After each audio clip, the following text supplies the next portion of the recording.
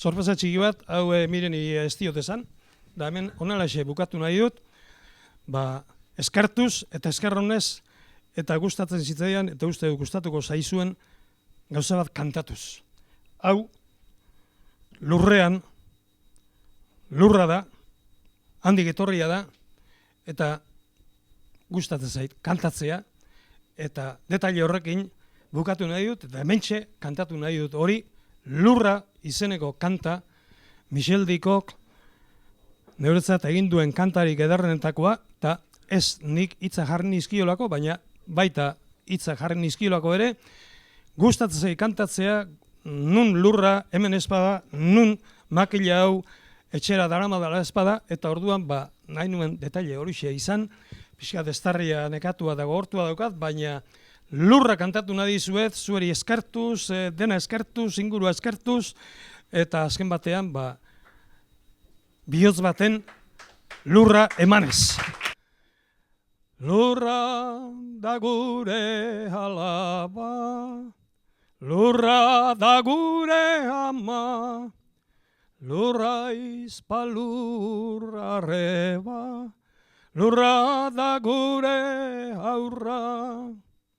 Eze hortzi gure lurra, gu bai jara lurra bera, lurra da gure alamba, lurra da gure ama, oker goaz aurrera, geure lurra hiltzera, biziaren sorrera, ez bidali lurpera. Eze hortzi gure lurra, gu bai jara lurra bera, lurra da gure alaba, lurra da gure ama. Tribuak, zenbat tribu, baleak, zenbat balea, zenbat ur, zenbat oian, zenbat hil behar dira, munduak uler dezan, ezin duela izan. Alda zaitezte dena, sentimen eta buru, adimen eta inguru, alda zazue dena.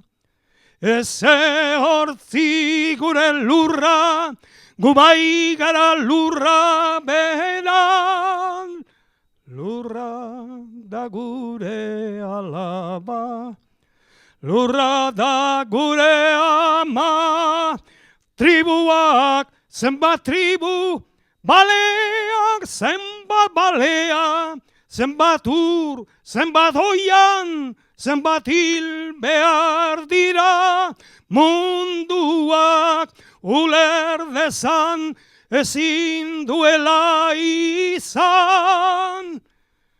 Lurra da gure alaba, lurra da gure ama, lur aizpa lurra arreba, lurra da gure aurra.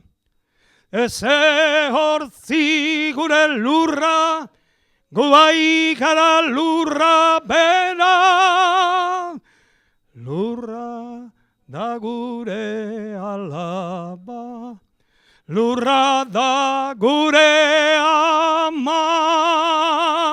Eskerrik asko! Eskerrik asko!